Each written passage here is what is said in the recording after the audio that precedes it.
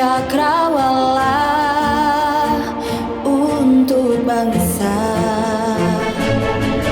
Malam istimewa, semua jadi satu untuk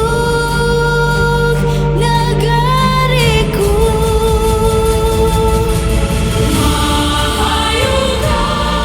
Malam penuh cahaya,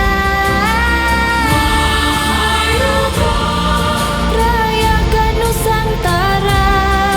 Garuda TV, kebanggaan Indonesia.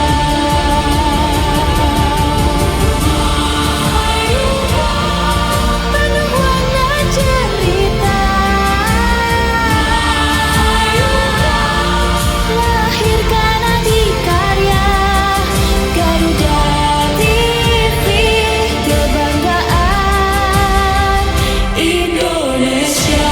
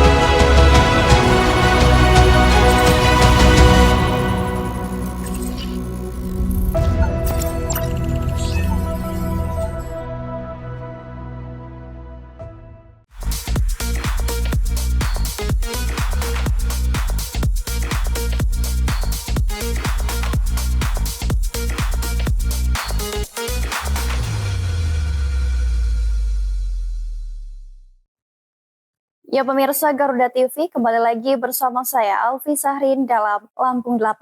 Sejumlah informasi telah kami rangkai dan siap kami sajikan untuk Anda. Inilah Lampung 8 selengkapnya.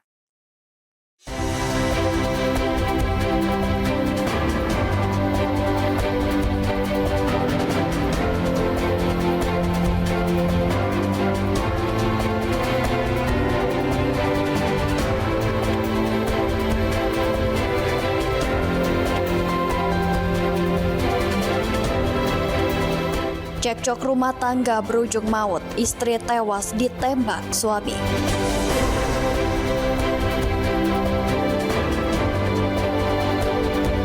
Geger jasad bayi ditemukan di tumpukan sampah.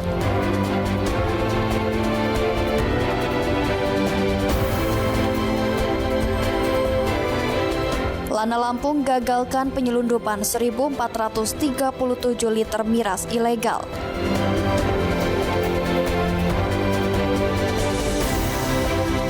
Irigasi kering 3 hektar sawah terancam gagal panen.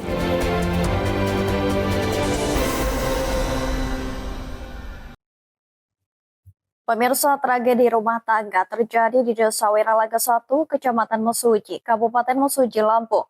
Seorang perempuan bernama Yanti tewas diduga ditembak suaminya menggunakan senjata api rakitan saat hendak kembali ke rumah orang tuanya.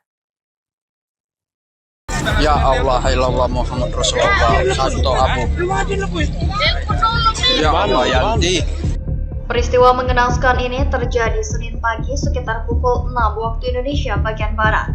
Korban yang disebut hendak kembali tinggal bersama orang tuanya melangkah meninggalkan rumah, namun sang suami diduga mengikuti korban hingga ke jalan beton tak jauh dari rumah mereka. Di lokasi tersebut terjadi penembakan menggunakan senjata api rakitan yang mengakibatkan korban meninggal dunia. Sebelum tragedi terjadi, masalah rumah tangga disebut telah berlangsung. Korban dikabarkan menghendaki penceraian dan memilih kembali ke rumah orang tuanya. Namun sang suami diduga mengancam korban dengan senjata api, bahkan mengancam akan membakar rumah mertuanya. Korban kemudian mengikuti suaminya kembali ke rumah. Setelah membereskan rumah, korban disebut kembali hendak pulang ke rumah orang tuanya. Saat korban tetap melangkah, suaminya diduga menembak korban hingga tewas. Usai kejadian, pelaku langsung melarikan diri. Suasana semakin memilukan ketika anak korban yang melihat kejadian tersebut langsung memeluk ibunya yang telah meninggal dunia. Keluarga korban kemudian melaporkan kejadian ini kepada perangkat desa dan pihak kepolisian. Jenazah korban selanjutnya dievakuasi ke Puskesmas Wiralaga 1 untuk menjalani pemeriksaan awal. Kapolres Mesuji AKBP Muhammad Firdaus membenarkan adanya peristiwa tersebut. Polisi kini masih melakukan pengejaran terhadap pelaku, sekaligus mendalami motif dan rangkaian kejadian. Polisi juga mengimbau masyarakat agar tetap tenang dan tidak melakukan tindakan yang dapat mengganggu proses penyelidikan. Aparat telah disiagakan untuk memastikan situasi di lokasi kejadian tetap aman dan kondusif. Hingga kini pelaku masih dalam pengejaran, sementara polisi terus mengumpulkan keterangan dan barang bukti untuk mengungkap kasus ini secara menyeluruh.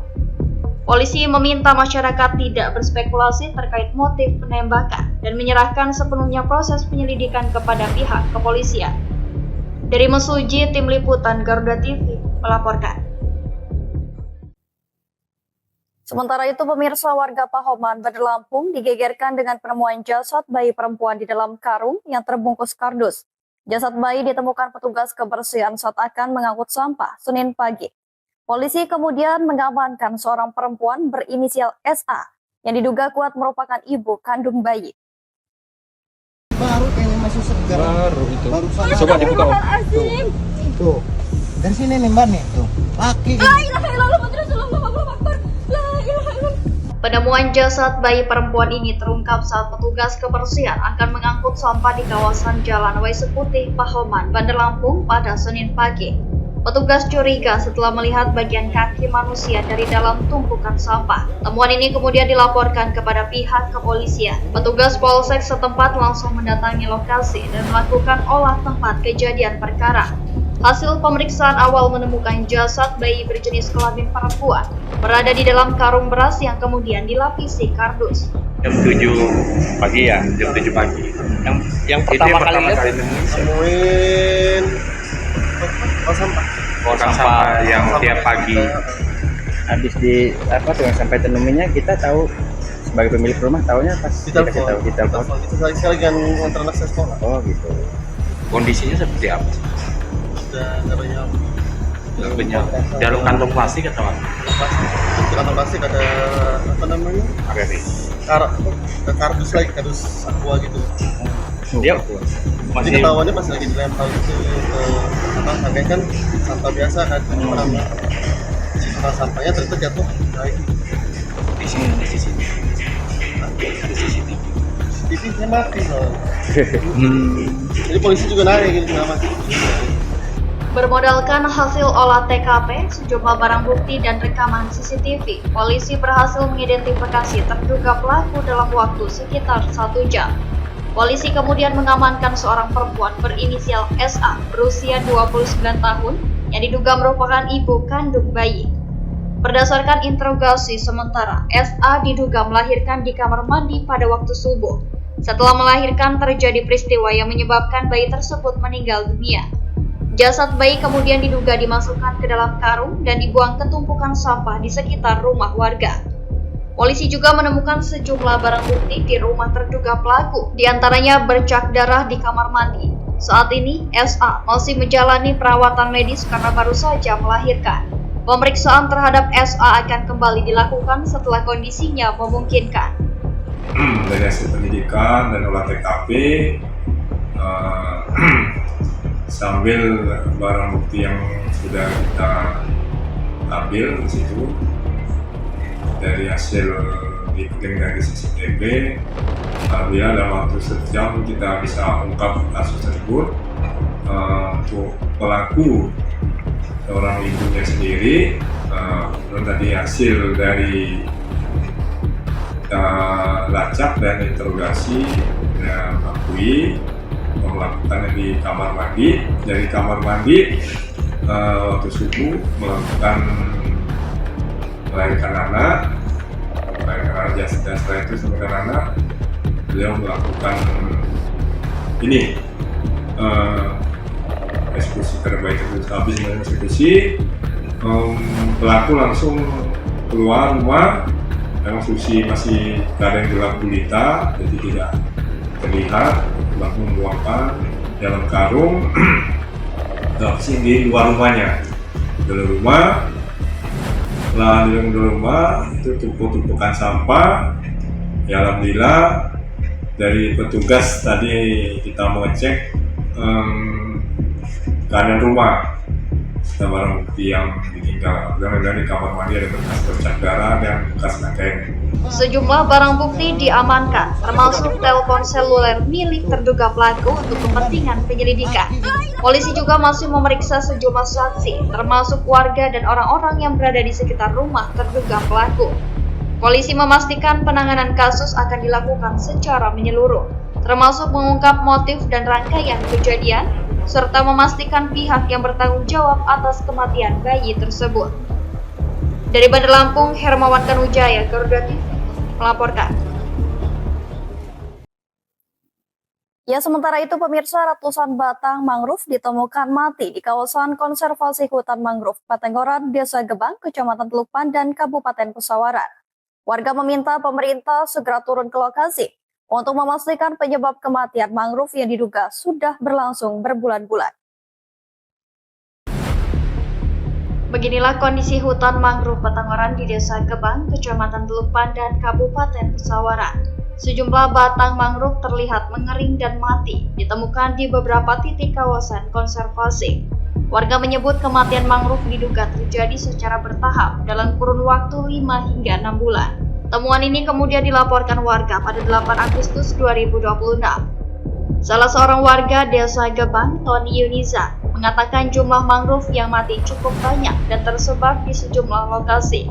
Kondisi ini dinilai serius mengingat hutan mangrove Patengoran merupakan kawasan konservasi, sekaligus dikembangkan sebagai ekowisata dan lokasi penelitian mahasiswa.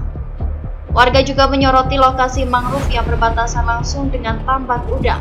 Di salah satu titik terdapat material yang menumpuk dan diduga menutupi bagian akar mangrove. Kondisi tersebut dikhawatirkan mengganggu pertumbuhan mangrove. Namun warga menegaskan dugaan ini masih memerlukan pemeriksaan dan kajian lebih lanjut.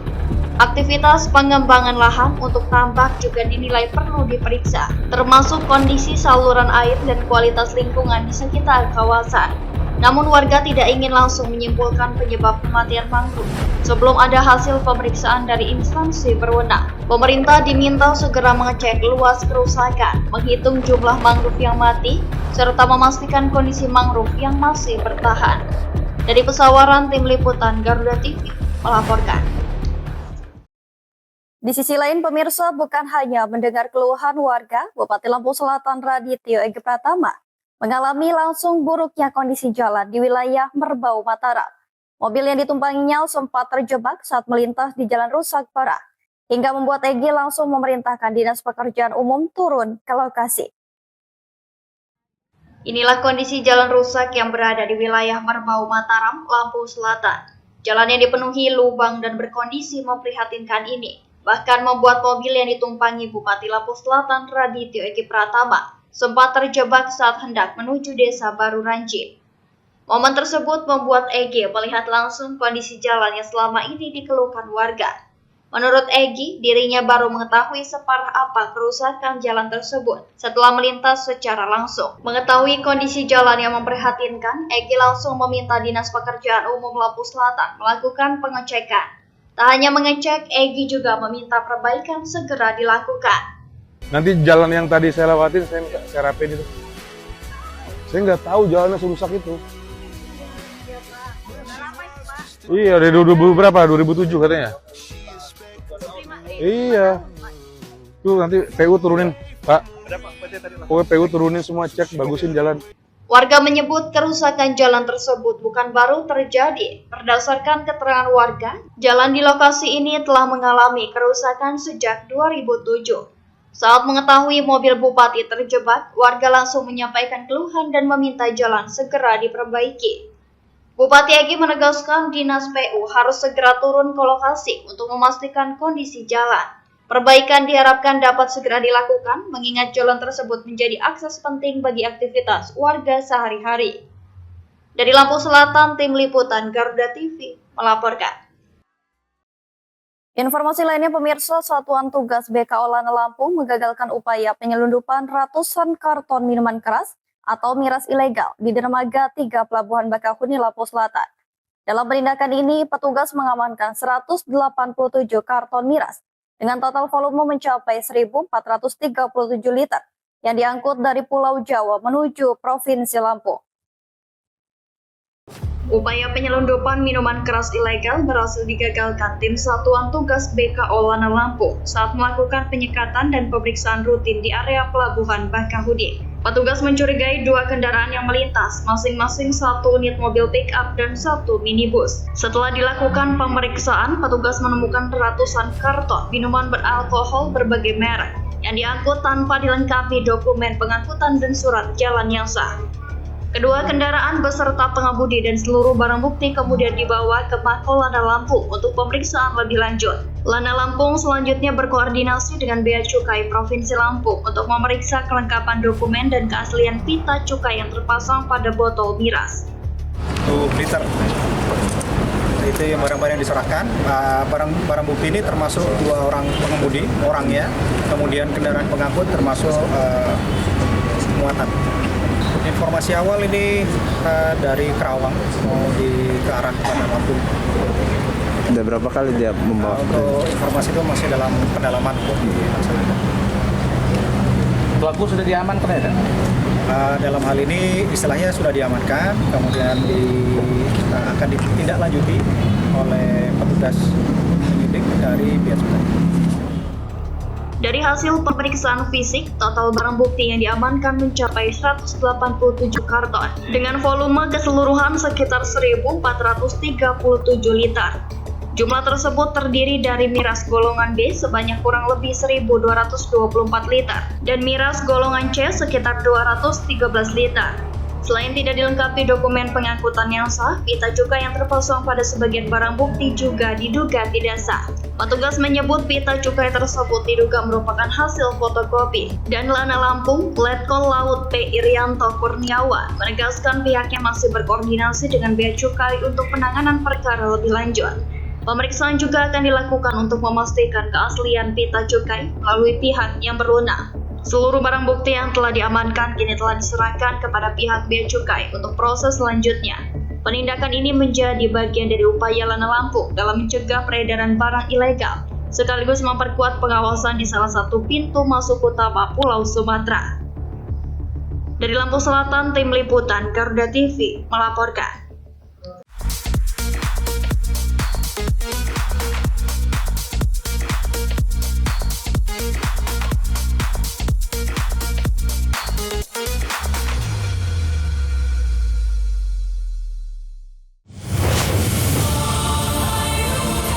Tiga tahun melangkah, 3 tahun mengukir karya. Untuk merayakannya, Garuda TV mempersembahkan sebuah rangkaian perayaan yang tak sekadar untuk disaksikan, tapi untuk dirasakan. Drama musikal spektakuler menghidupkan kembali legenda Gajah Mada dan semangat Nusantara. The Oath. Saat langkah-langkah membawa semangat kemerdekaan. Run for Independence Day 2026. Harmoni, musik dan semangat bernostalgia hadir dalam satu panggung. Krakatau dan Karimata menyambut 3 tahun Garuda TV. Jazz Goes to Campus The City Series Volume 2. Dan kini saatnya tiba di puncak perayaan. Malam spektakuler bertabur bintang, simfoni, anugerah dan dialektika. Rangkaian puncak perayaan Mahayuga untuk 3 tahun perjalanan Garuda TV. Eksklusif hanya di Garuda TV. Assalamualaikum warahmatullahi wabarakatuh. Tabi pun, selamat hari ulang tahun ketiga Garuda TV. Semoga Garuda TV terus menjadi media yang profesional, independen, dan terpercaya dalam menyajikan informasi yang akurat, berimbang, serta mencerdaskan masyarakat. Wassalamualaikum warahmatullahi wabarakatuh.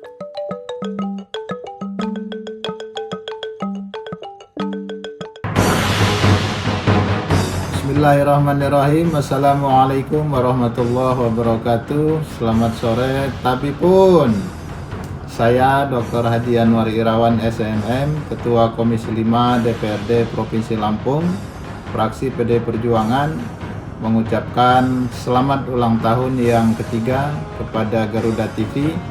Semoga makin jaya, makin sukses, dan bisa memberikan kontribusi positif dalam menyuarakan harapan masyarakat, terutama di Provinsi Lampung. Dirgahayu Garuda TV, makin sukses, makin jaya. Wassalamualaikum warahmatullahi wabarakatuh.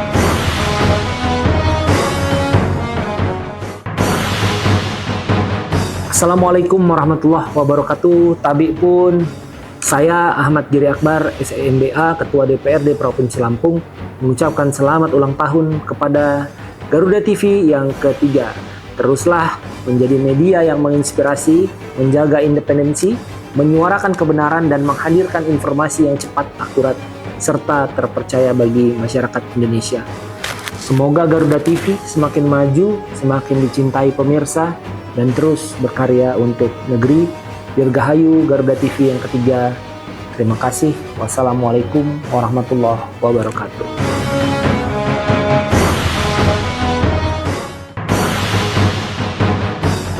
Assalamualaikum warahmatullahi wabarakatuh. Kami pun, saya Andika Wibawa Suproraya, anggota DPRD Provinsi Lampung, fraksi Partai Gerindra, mengucapkan selamat ulang tahun buat Garuda TV yang ketiga.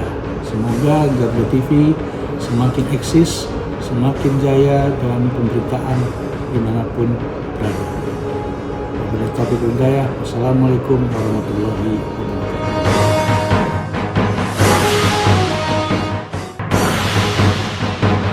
Assalamualaikum warahmatullahi wabarakatuh. Kami pun, saya Muhammad Juliardi, Kepala Biro Umum Sekretariat Provinsi Lampung, mengucapkan selamat ulang tahun yang ketiga kepada Garuda TV. Semoga Garuda TV akan terus menjadi media terdepan dalam menyampaikan informasi-informasi teraktual, akurat, dan berimbang yang dapat membantu Provinsi Lampung untuk terus maju, sehingga visi Lampung Maju menuju Indonesia Emas tahun 2045 dapat tercapai. Sekali lagi, terima kasih atas kontribusi positif dari Garuda TV selama ini terhadap pemerintah Provinsi Lampung. Wassalamualaikum warahmatullahi wabarakatuh.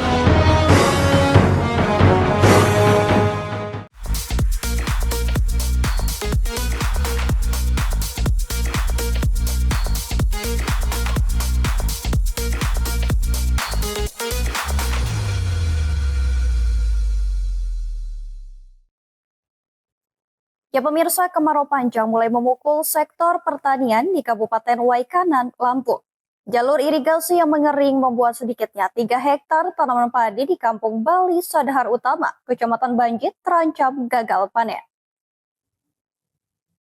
Beginilah kondisi lahan persawahan di Kampung Bali Sadar Utara, Kecamatan Banjit, Kabupaten Waikanan. Lahan yang seharusnya hijau kini mulai mengering dan tanahnya retak-retak akibat sudah lama tidak mendapat pasokan air. Sedikitnya 3 hektar tanaman padi yang kini memasuki usia sekitar 2 bulan, mulai layu dan sebagian terancam mati. Kondisi ini membuat petani cemas karena modal puluhan juta rupiah yang telah dikeluarkan terancam hilang jika tanaman tidak segera mendapatkan pasokan air. Upaya penyelamatan sebenarnya telah dilakukan. Penyuluh Pertanian Lapangan bersama unit pengamat irigasi berkoordinasi untuk mengarahkan debit air ke bagian ujung persawahan. Namun upaya tersebut belum membuahkan hasil maksimal. Pak Komang, bisa diceritakan Pak apa yang terjadi di persawahan Bapak saat ini Pak? Kekeringan Pak, kurang air saya, hujan nggak ada. Saya ini udah rugi benar Pak, modalnya gede benar saya rugi Pak. Nggak ada sama sekali hasilnya Pak. Udah dicoba dengan alternatif lain Pak? Nggak bisa, air mau nyedot saya nggak bisa irigasi Pak. Kali nggak ada jauh Pak. Kalinya untuk nyewa mesin untuk nyedotnya air itu nggak ada Pak. Sama sekali. Jadi harapan Bapak sebagai petani seperti apa Pak? Ya tolonglah bantuannya gimana caranya biar nanti bisa kita ngasil nanti. Tolong irigasinya tolong Pak. Kalau yang di sana itu jebol di Bali Tengah jebol, tolong Pak diperbaiki Pak. Sejumlah titik pada saluran irigasi sekunder disebut mengalami kebocoran, sehingga debit air yang mengalir terus berkurang dan tidak mampu mencapai lahan petani. Petani dan PPL juga telah mencoba menyedot air dari aliran sungai kecil di sekitar persawahan. Namun debit sungai yang juga menyusut akibat kemarau membuat upaya tersebut belum mampu mencukupi kebutuhan air tanaman. Untuk Kampung Bali Sadar Utara, ini memang lahannya milik Pak Komang Sri. Ini usia tanaman padi saat ini sekitar 60 hari kurang lebih. 10 hari yang lalu kami sudah mengupayakan berkoordinasi dengan pihak unit pengamat irigasi terkait air di sini. Terkendala adanya kekeringan, kita sudah mengupayakan itu. Akhirnya dari pihak irigasi sudah mengupayakan untuk melakukan pengairan, difokuskan ke arah BRT khususnya biar agak sampai ke ujung. Itu sudah dicoba pada hari Kamis dan Jumat kemarin. Ternyata upaya tersebut belum bisa membuahkan hasil karena banyaknya kendala di saluran BRT, khususnya BRT 15, 16 itu banyak terjadi kebocoran. Kemudian banyak juga adanya sedimentasi serta vegetasi yang banyak sehingga menghambat aliran air seperti itu. Kemudian upaya yang kedua juga kita coba upayakan untuk menyedot air dari kali yang ada di bawah. Ternyata kondisi saat ini sudah tidak tersedia lagi air di kondisi di kali bawah seperti itu Pak sementara ini. Petani kini hanya bisa berharap pasokan air segera kembali mengalir agar tanaman padi yang sudah berusia 2 bulan dapat diselamatkan. Jika kondisi kering terus berlanjut, petani di Kampung Bali Sadar Utara dihantui ancaman gagal panen, sekaligus kehilangan modal yang telah mereka keluarkan. Dari Waikanan, M. Fikri dan Firman, Garuda TV melaporkan. Pemirsa, sebanyak 2.192 gerai koperasi merah putih di Provinsi Lampung siap dibangun. Dari jumlah tersebut, 1.277 gerai telah rampung 100%. Sementara 915 gerai lainnya masih dalam proses pembangunan. Koperasi ini diproyeksikan menjadi penguat logistik desa, hilirisasi produk UMKM, serta mendukung kebutuhan program makan bergizi gratis atau MBG. Pembangunan koperasi merah putih terus digenjot pemerintah Provinsi Lampung. Dari total 2.650 koperasi yang telah terbentuk, sebanyak 2.192 gerai telah siap dibangun. Kepala Dinas Koperasi dan UMKM Provinsi Lampung, Evi Fatmawati menyebut berdasarkan data minggu lalu, 1.277 gerai telah mencapai progres pembangunan 100%. Sementara 915 gerai lainnya masih dalam tahap pembangunan. Sejumlah daerah masih menghadapi kendala ketersediaan lahan, terutama di Kota Bandar Lampung dan Kota Metro. Untuk mengatasinya, pemerintah menyiapkan pembangunan tahap kedua dengan konsep gerai bertingkat.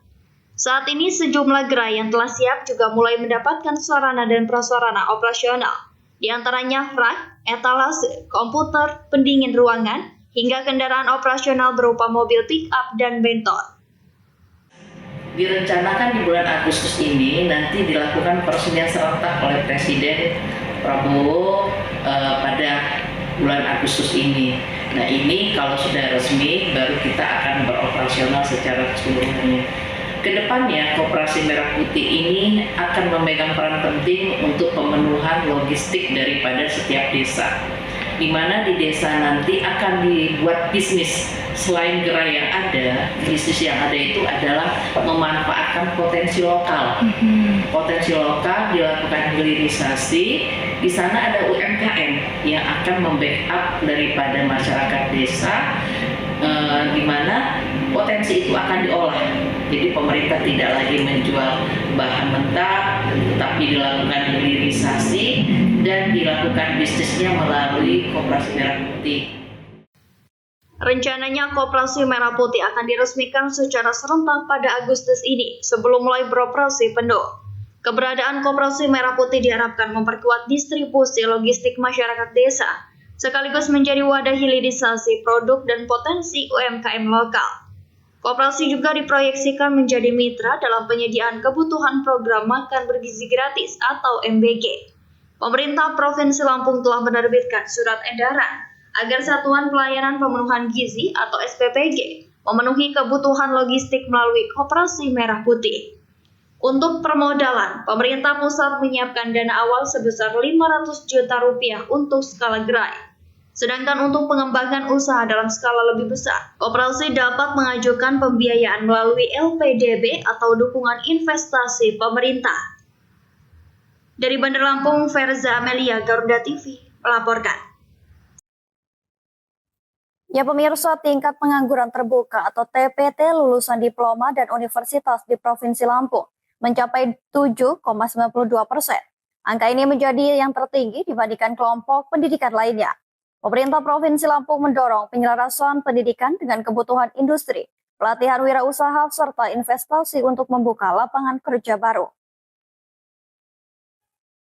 Badan Pusat Statistik atau BPS Provinsi Lampung mencatat dari 5.153.540 orang angkatan kerja di Lampung, sekitar 204.450 orang diantaranya masih menganggur. Jumlah tersebut meningkat sekitar 2.130 orang. Secara keseluruhan, tingkat pengangguran terbuka atau TPT Provinsi Lampung berada di angka 3,97%. Namun jika dilihat berdasarkan jenjang pendidikan, kelompok lulusan diploma dan universitas justru mencatat TPT tertinggi, yakni mencapai 7,92%. Tingginya pengangguran lulusan perguruan tinggi tidak lepas dari struktur pasar kerja di Lampung yang masih didominasi sektor pertanian, kehutanan, dan perikanan. Sektor tersebut menyerap sekitar 44,04% tenaga kerja, sementara sektor perdagangan menyerap 16,70% dan industri pengolahan sekitar 8,41%. Menanggapi kondisi tersebut, pemerintah Provinsi Lampung menyiapkan sejumlah langkah untuk menekan angka pengangguran lulusan perguruan tinggi. Sekretaris Daerah Provinsi Lampung Marindo Kurniawan menyebut, Pemprov terus mendorong penyelarasan kurikulum pendidikan dengan kebutuhan dunia industri. Dengan dunia usaha ya, untuk membuka lapangan pekerjaan, kemudian juga dengan perusahaan-perusahaan ya, untuk membuka lapangan pekerjaan dan dunia usaha agar lulusan universitas kita bisa dapat pekerjaan. Tapi jangan lupa juga bahwa hari ini pekerjaan kerja di sektor informal juga cukup banyak, dan ini kita dorong dalam rangka memastikan lulusan dari universitas kita bisa memperoleh pekerjaan. Oke. Pemerintah juga mendorong pelatihan wirausaha mandiri serta memperluas kerjasama investasi untuk menciptakan lebih banyak lapangan kerja formal di Lampung. Dengan sinergi antara pemerintah daerah, perguruan tinggi, dan sektor industri, diharapkan angka pengangguran lulusan sarjana di Provinsi Lampung dapat ditekan secara signifikan. Dari Bandar Lampung, Verza Amelia, Garuda TV, melaporkan. Ya pemirsa, Kapolresta Bandar Lampung yang baru, Komisaris Besar Polisi Herbin Sianipar, melakukan silaturahmi ke DPRD Kota Bandar Lampung. Pertemuan ini menjadi momentum memperkuat komunikasi dan sinergi, termasuk dalam menindaklanjuti berbagai pengaduan masyarakat. Kapolresta Bandar Lampung Komisaris Besar Polisi Herbin Sianipar menyambangi DPRD Kota Bandar Lampung dalam rangka silaturahmi setelah resmi menjabat sebagai Kapolresta yang baru. Dalam pertemuan tersebut, Herbin menyebut dirinya perlu mendapatkan masukan dan saran dari DPRD untuk mendukung pelaksanaan tugas kepolisian di Kota Bandar Lampung. Kedua pihak juga berkomitmen memperkuat sinergi, komunikasi, dan kolaborasi sesuai dengan tugas dan kewenangan masing-masing. Pertemuan hari ini tentu pertama saya sebagai pejabat Kapolresta Bandar Lampung yang baru ini bersilaturahmi kepada Pak Ketua DPRD dan teman-teman anggota Dewan DPRD Kota Bandar Lampung. Ini tentu melanjutkan silaturahmi dengan pejabat yang lama. Tentu saya sebagai pejabat yang baru perlu banyak menerima masukan, saran untuk pelaksanaan tugas Polresta Bandar Lampung khususnya ke depan. Kami juga tentu bersepakat untuk terus meningkatkan sinergi, kolaborasi dan kerjasama antara Polresta Bandar Lampung dengan DPRD Kota Bandar Lampung. Intinya sih seperti itu. Ketua DPRD Kota Bandar Lampung, Bernas Yuniarta, mengapresiasi kunjungan Kapolresta Bandar Lampung. Menurutnya, komunikasi antara DPRD dan Polresta sangat penting, terutama dalam menindaklanjuti berbagai pengaduan yang disampaikan masyarakat. Kami di DPRD untuk bersinergi untuk memajukan Kota Bandar Lampung yang aman dan tertib, itu saja. Sementara itu, Wakil Ketua 1 DPRD Kota Bandar Lampung, Siddiq Effendi, berharap sinergi antara DPRD dan Polresta tidak berhenti pada pertemuan tersebut. Salah satu perhatian yang disebutnya perlu mendapat tindak lanjut adalah pengaduan terkait perempuan dan anak. Pengaduan tersebut disebut masuk baik melalui DPRD maupun Polresta Bandar Lampung. Intinya dari kami di DPRD Kota Bandar Lampung mengapresiasi pertemuan kunjungan Kapolresta Kota Bandar Lampung yang baru ke DPRD Kota Bandar Lampung dalam rangka tadi itu untuk ke depan terus menjalin silaturahmi, sinergi dan berkolaborasi tentunya untuk masyarakat Kota Bandar Lampung, baik dalam hal keamanan dan lain sebagainya, karena kami juga di DPRD juga kan banyak pengaduan-pengaduan yang kemudian harus diselesaikan juga di Polresta kan dan segala macam. Nah, makanya butuh komunikasi yang baik. Nah, ini sesuatu yang tentunya kami mengapresiasi gitu. Mudah-mudahan bukan hanya sebatas pertemuan ini aja, tapi juga ke depan terus berkolaborasi gitu antara Polresta dengan DPRD Kota Bandar. Penguatan komunikasi antara Polresta dan DPRD diharapkan dapat mempercepat tindak lanjut berbagai persoalan yang dihadapi masyarakat.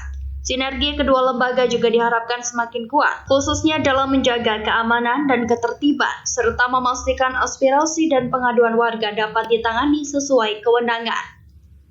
Dari Bandar Lampung, Elta Metia, Garuda TV, melaporkan.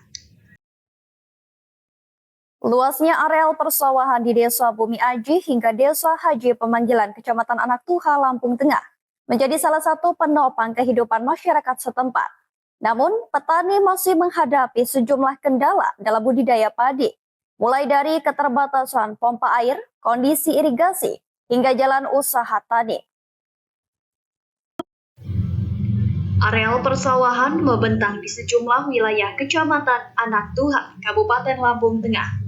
Lahan pertanian ini di sumber penghidupan bagi sebagian masyarakat, sekaligus menjadi bagian penting dalam mendukung produksi pangan di daerah.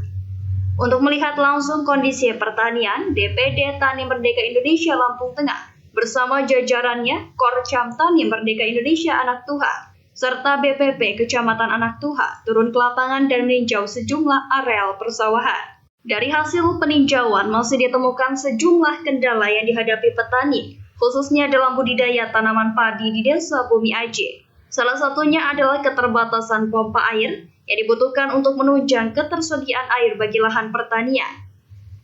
Harapannya tuh kedepannya kalau petani pengennya tuh diketahui oleh pemerintah tuh apa keluhan petani kayak gini, kekurangan air, berarti kan membutuhkan alat mesin, penghisap air. Kayak contoh dimakan tikus itu harus ada obat untuk dinding pagar itu, bagaimana kan solusinya. Jadi kalau petani itu mengharap benar dari pemerintah itu membantu petani. Sekretaris DPD Tani Merdeka Indonesia Lampung Tengah Ahmad Afriza turut meninjau kondisi lahan dan berdialog langsung dengan petani serta penyuluh pertanian di Kecamatan Anak Tuha. Dalam peninjauan tersebut, aspirasi petani kemudian dicatat untuk disampaikan kepada pemerintah, khususnya terkait dukungan sarana dan prasarana pertanian. Petani berharap pemerintah melalui Kementerian Pertanian dapat memberikan dukungan berupa pompa air, perbaikan jaringan irigasi, serta peningkatan jalan usaha tani.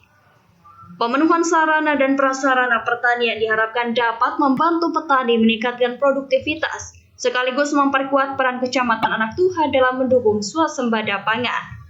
Dari Lampung Tengah, Tim Liputan Garuda TV melaporkan.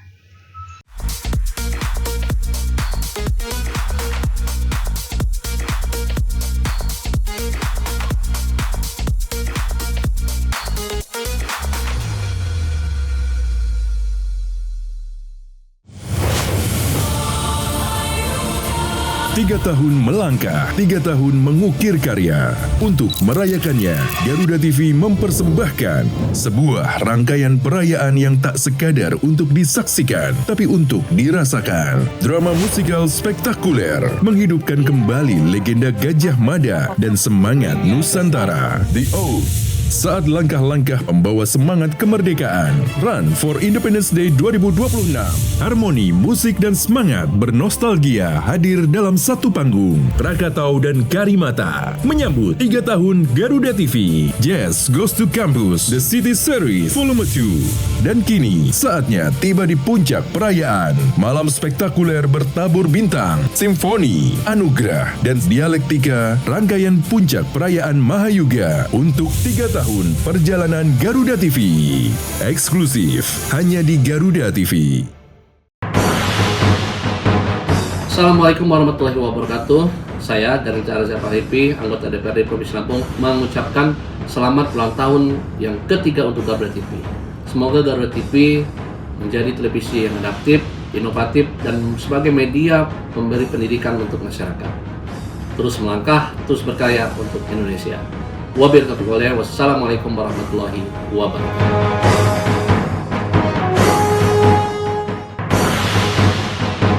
Bismillahirrahmanirrahim. Assalamualaikum warahmatullahi wabarakatuh. Tabi pun saya Thomas Ameriko, Kepala Dinas Pendidikan dan Kebudayaan Provinsi Lampung, dengan ini mengucapkan selamat hari ulang tahun kepada media TV Garuda TV yang ketiga. Mudah-mudahan di hari ulang tahun ini bisa lebih baik lagi ke depan, bisa bermitra dengan pemerintah dengan baik, kemudian bisa memberikan informasi yang akurat di tengah-tengah masyarakat. Mudah-mudahan juga bisa membantu pembangunan di Provinsi Lampung untuk Lampung maju dan Indonesia emas di masa depan. Sekali lagi saya ucapkan terima kasih dan saya ucapkan selamat ulang tahun. Mudah-mudahan eksis ke depan, mudah-mudahan juga selalu bersemangat untuk keberkahan dan kemajuan Lampung di masa depan. Terima kasih. Wassalamualaikum warahmatullahi wabarakatuh.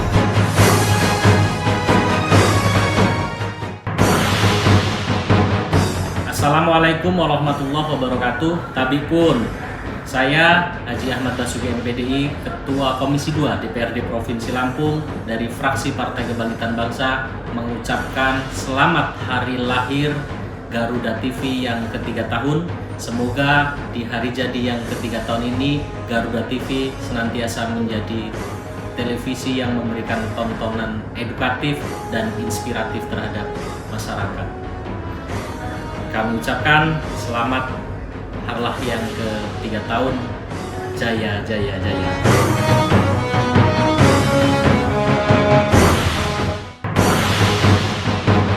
Assalamualaikum warahmatullahi wabarakatuh.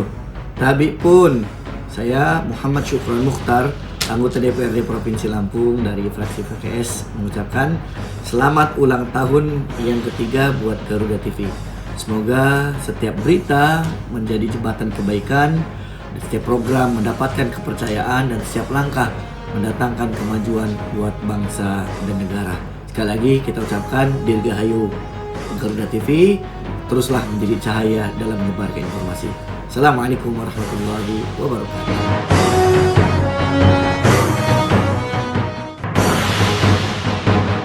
Assalamualaikum warahmatullahi wabarakatuh.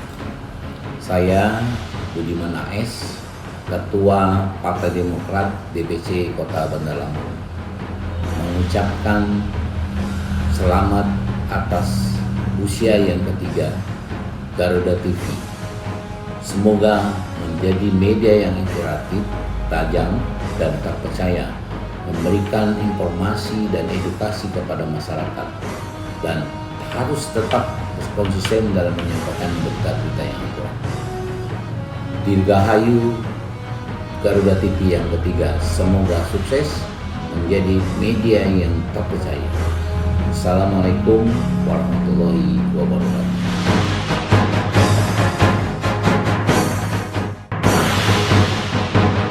Assalamualaikum. Nabi pun, saya Putra Jaya Umar, Ketua DPD 2 Partai Golkar Kabupaten Tulang Bawang Barat, mengucapkan selamat ulang tahun ketiga Garuda TV.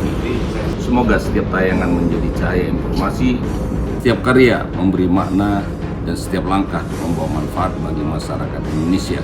Dirgahayu Garuda TV melangkah lebih jauh, berkarya lebih besar. Assalamualaikum warahmatullahi wabarakatuh.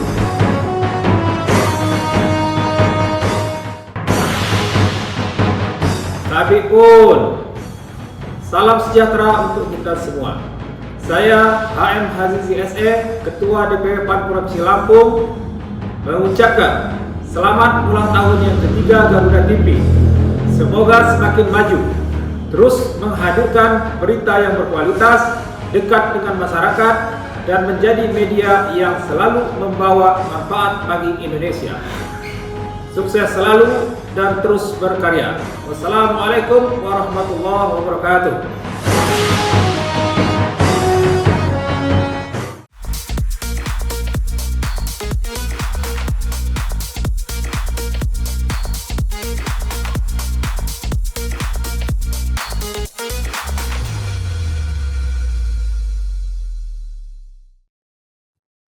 Pemirsa, dalam rangka memeriahkan Hari Ulang Tahun Kemerdekaan Republik Indonesia ke-81, Lapas Kelas 2A Kalianda Lampung Selatan menggelar beragam kegiatan bersama warga binaan dan juga petugas. Mulai dari pertandingan olahraga, hiburan, donor darah, hingga bakti sosial. Kegiatan ini tak hanya menjadi ajang perayaan, tetapi juga menjadi bagian dari pembinaan dan kepedulian sosial. Suasana semarak peringatan Hari Ulang Tahun Kemerdekaan Republik Indonesia ke-81 terasa di Lapas Kelas 2A Kalianda, Lampung Selatan. Warga binaan bersama petugas mengikuti sejumlah kegiatan, mulai dari pertandingan futsal, permainan gaple, hingga berbagai kegiatan hiburan. Rangkaian kegiatan ini digelar untuk membangun keakraban, menumbuhkan semangat kebersamaan, sekaligus memberikan ruang bagi warga binaan untuk beraktivitas secara positif. Tak hanya kegiatan hiburan, Lapas Kalianda juga menggelar aksi sosial berupa donor darah. Donor darah menjadi wujud kepedulian terhadap sesama, sekaligus upaya memberikan manfaat bagi masyarakat. Aksi sosial juga dilakukan melalui bakti sosial. Sekitar 40 warga, khususnya masyarakat di sekitar lingkungan Lapas Kalianda, mendapatkan bantuan sosial. Kegiatan tersebut merupakan bagian dari program Kementerian Imigrasi dan Permasyarakatan yang diharapkan agar keberadaan lapas turut memberikan manfaat bagi masyarakat sekitar. Bakti sosial kepada masyarakat sekitar, donor darah untuk para pegawai, ya.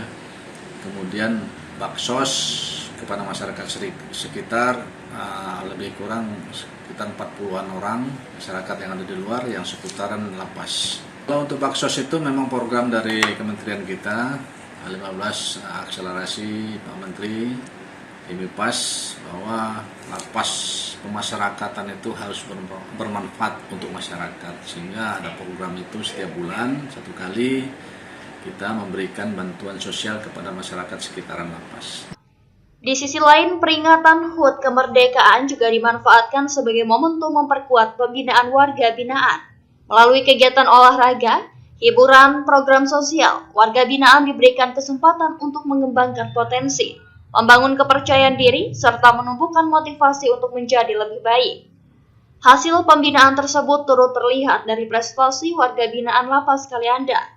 Prestasi ini menunjukkan warga binaan tetap memiliki potensi dan kemampuan untuk berkarya, meski sedang menjalani masa pembinaan. Melalui rangkaian kegiatan Hari Ulang Tahun Kemerdekaan ini, Lapas Kalianda berharap semangat kebersamaan dan kepedulian sosial dapat terus tumbuh seiring dengan proses pembinaan warga binaan. Dari Lampung Selatan, Haryat Friansyah, Garuda TV melaporkan. Ya pemirsa, Kejaksaan Tinggi Lampung memberikan perkembangan terkait sejumlah perkara yang masih berproses dan menjadi sorotan publik. Di antaranya dugaan perkara di Dinas Pendidikan Kota Bandar Lampung, perkara di Mesuji, dugaan perjalanan dinas di Tanggamus, hingga perkara embung kemilik. Kejaksaan Tinggi Lampung memastikan sejumlah perkara yang sebelumnya menjadi perhatian publik hingga kini masih dalam proses penanganan. Terkait dugaan perkara di Dinas Pendidikan Kota Bandar Lampung, Kejati menyebut perkara tersebut masih berada dalam tahap penyelidikan di Kejaksaan Negeri Bandar Lampung. Perkara ini juga telah diekspos di Kejaksaan Tinggi Lampung, namun hasil dan perkembangan lebih lanjut belum dapat disampaikan karena proses penyelidikan masih berlangsung. Sementara itu terkait perkara di Mesuji dan dugaan perjalanan dinas di Kabupaten Tanggamus, Kejati Lampung memastikan penanganannya masih berlanjut. Setiap perkara yang masih berproses akan dicantumkan dalam berita acara serah terima jabatan. Selanjutnya, penanganan perkara akan dilanjutkan oleh pejabat pengganti sesuai tahapan dan ketentuan hukum yang berlaku. Informasi terakhir yang kami peroleh masih tahap penyelidikan oleh Kejaksaan Negeri Bandar Lampung yang sudah dilakukan ekspos di Kejaksaan Tinggi. Dalam ekspos tersebut tentunya ada dinamika-dinamika yang tidak bisa kami sampaikan di sini karena masih dalam tahap penyelidikan Kejaksaan Negeri Bandar Lampung. Oke, untuk Mas Lugi sama tetap berlanjut sampai saat ini. Tentunya nanti dalam berita acara serah terima jabatan, perkara-perkara tersebut akan masuk ke dalam BA serah terima jabatan untuk diserahkan ke pejabat pengganti agar tidak terjadi miss atau kesenjangan. Kejaksaan menegaskan pergantian pimpinan maupun pejabat tidak akan menghentikan proses penanganan perkara yang masih berjalan. Setiap perkara akan dilanjutkan oleh pejabat pengganti sesuai dengan tahapan dan ketentuan hukum yang berlaku. Dari Bandar Lampung, Hermawan Kanujaya, Garuda TV, melaporkan. Pemirsa, persoalan banjir, kebersihan lingkungan, hingga fasilitas umum menjadi aspirasi warga Kelurahan Sukaraja, Kecamatan Bumiwaras, Bandar Lampung. Aspirasi tersebut disampaikan dalam kegiatan reses anggota Komisi 5 DPRD Provinsi Lampung, Andika Wibawa. Selain infrastruktur, warga juga mengusulkan program umroh bagi imam masjid dan marbot. Beragam persoalan lingkungan menjadi keluhan warga dalam reses anggota Komisi 5 DPRD Provinsi Lampung, Andika Wibawa di Kelurahan Sukaraja. Salah satu yang paling disorot adalah persoalan banjir yang disebabkan kondisi saluran air di kawasan belakang Gudang Lakok. Warga menyebut saluran air yang tertutup membuat aliran tidak lancar, sehingga rawan menyebabkan banjir saat hujan. Karena itu warga meminta dilakukan pengerukan siring dan perbaikan saluran, agar aliran air kembali lancar. Tak hanya banjir, persoalan kebersihan juga menjadi perhatian. Warga mengeluhkan kondisi gerobak sampah yang sudah tua, rewet, dan rusak. Warga berharap pemerintah dapat menyediakan gerobak baru untuk mempermudah petugas dalam mengangkut sampah. Aspirasi lain yang disampaikan meliputi pemasangan paving block di lapangan lingkungan, pembangunan kanopi musola, pembuatan sumur bor, serta penanganan pohon rindang di sepanjang jalan yang dinilai beresiko tumbang. Menanggapi berbagai aspirasi tersebut, Andika Wibawa memastikan akan meneruskannya kepada pihak terkait sesuai kewenangan. Untuk persoalan drainase, siring, dan gerobak sampah, Andika akan berkoordinasi dengan pemerintah Kota Bandar Lampung. Ya, kita coba bantu mengusulkan kepada Bunda Eva, semoga bisa mendengar aspirasi warga bahwa gorong-gorong di seputaran Yosudarso ini sepanjang 500 meter ini terjadi penyumbatan. Jadi perlunya adanya gerak cepat mumpung belum banjir agar penggalian digali lagi gitu. Karena memang kesalahannya karena penyumbatan tersebut kan orang jadi susah membersihkan. Jadi harus dibongkar, ditata ulang lagi. Sedangkan usulan paving block dan sumur bor akan didata dan diupayakan sesuai kemampuan anggaran. Untuk penanganan pohon rindang, aspirasi warga akan diteruskan kepada Dinas Lingkungan Hidup. Sementara terkait usulan umroh, Andika menyebut pemerintah Kota Bandar Lampung memiliki program umroh yang dilaksanakan secara bergilir. Melalui reses ini, Andika berharap berbagai keluhan warga Sukaraja dapat segera mendapat tindak lanjut, terutama persoalan banjir dan kebutuhan fasilitas dasar lingkungan. Dari Bandar Lampung, Elta Metia, Garuda TV, melaporkan. Informasi lainnya pemirsa, sebanyak 5.832 mahasiswa baru resmi memulai perkuliahan di Institut Teknologi Sumatera tahun 2026. Ribuan mahasiswa tersebut berasal dari berbagai daerah di Indonesia, mulai dari Lampung hingga Papua Selatan. Di tahun yang sama, ITERA juga membuka jalur kolaborasi sarjana magister bersama ITB yang memungkinkan mahasiswa menyelesaikan pendidikan S1 hingga S2 dalam waktu sekitar 4,5 tahun hingga 5 tahun. Institut Teknologi Sumatera resmi menerima 5.832 mahasiswa baru dalam sidang penerimaan mahasiswa baru tahun 2026 pada Senin pagi. Ribuan mahasiswa baru ini berasal dari berbagai daerah di Indonesia, mulai dari Provinsi Lampung hingga Papua Selatan. Salah satu mahasiswa dengan asal daerah terjauh tercatat berasal dari Kabupaten Bovendigul, Provinsi Papua Selatan dan diterima di program studi perencanaan wilayah dan kota. Rektor ITERA, Profesor El Fahmi, menyebut jumlah mahasiswa baru tahun ini berasal dari beberapa jalur penerimaan, terdiri dari 1.952 mahasiswa melalui seleksi nasional berdasarkan prestasi atau SNBP, 2.993 mahasiswa melalui seleksi nasional berdasarkan tes atau SNBT, 880 mahasiswa melalui jalur mandiri, serta 7 mahasiswa melalui beasiswa afirmasi pendidikan tinggi atau ADIK. Di antara yang saya catat itu adalah dalam sejarah ITERA kita mempunyai ketetatan atau rasio yang masuk ke ITERA itu semakin lama semakin meraih. Ya, kalau dahulu tahun 2024, 2025 itu ketetatannya itu 1:4, sekarang 1:6 rata-rata. Bahkan tadi disampaikan ada prodi yang 1:14. Artinya satu mahasiswa yang lulus sekarang itu mampu mengungguli 14 orang. Yang 14 orang yang mendaftar di ITERA yang mengikuti seleksi untuk memilih ITERA. Dari total tersebut, sekitar 87% mahasiswa berasal dari Pulau Sumatera, sementara 13% lainnya berasal dari luar Sumatera. Tak hanya menerima mahasiswa baru, ITERA juga terus mengembangkan program pendidikan melalui kerjasama strategis dengan Institut Teknologi Bandung. Kerjasama tersebut diwujudkan melalui program Jalur Kolaborasi Sarjana Magister atau JKSM. ITERA berharap program ini dapat memperkuat kualitas lulusan, sekaligus memperluas kesempatan mahasiswa berprestasi untuk melanjutkan pendidikan ke jenjang magister. Dari Bandar Lampung, Verza Amelia, Garuda TV, melaporkan. Pemirsa, informasi tadi sekaligus menjadi penutup perjumpaan kita pada hari ini. Tetap saksikan Lampung 8 dimanapun Anda berada. Saya Elvi Sarin beserta jajaran petugas pamit undur diri. Terima kasih dan sampai jumpa.